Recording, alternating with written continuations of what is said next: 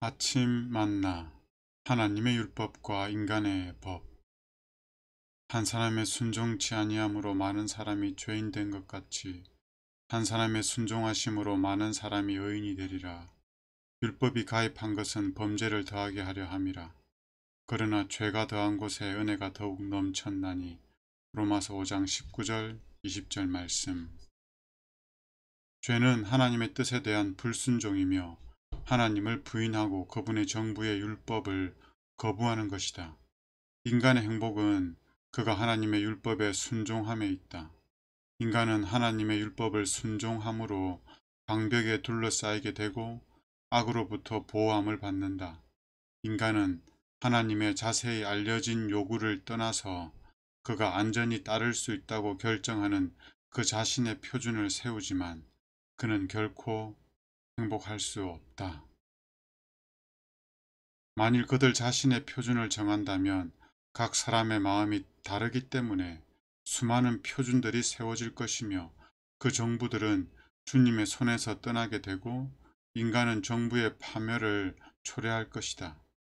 자아의 법이 세워지고 인간의 뜻이 최고의 것이 될 것이며 하나님의 고상하고 거룩한 뜻이 순종과 높임과 영화롭게 되도록 제시될 때 인간은 그 자신의 길을 행하기를 원할 것이며 여기에서 인간과 하나님 사이에 전쟁이 있게 된다.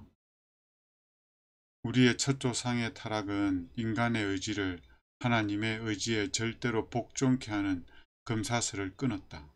순종은 더 이상 절대적으로 필요한 것으로 생각되지 않았다.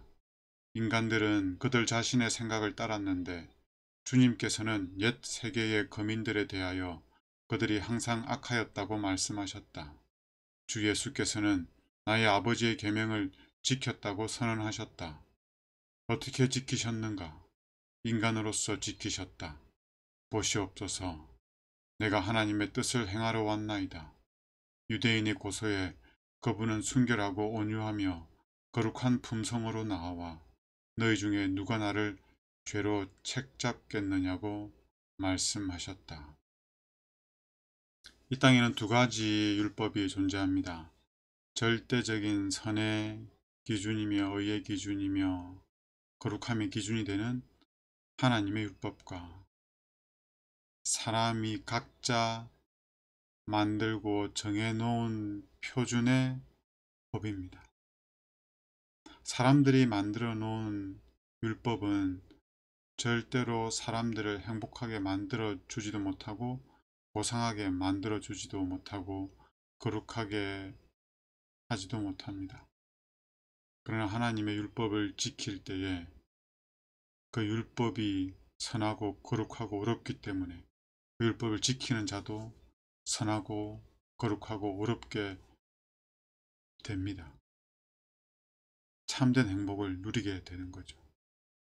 그러나 인간이 범죄한 이후에 이 하나님의 법을 지키기를 거절하고 각자 나름대로의 표준과 기준과 법을 만들어서 생애하게 되는데 그 삶들은 하나님 보시기에 다 악한 삶이었습니다.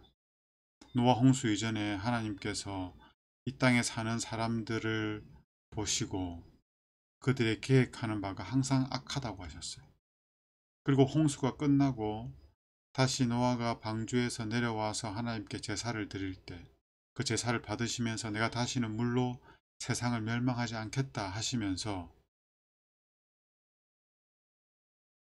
이 땅에 있는 모든 사람들의 계획이 다 악한데 심지어 어린아이도 그 계획하는 바가 악하다라고 말씀하십니다.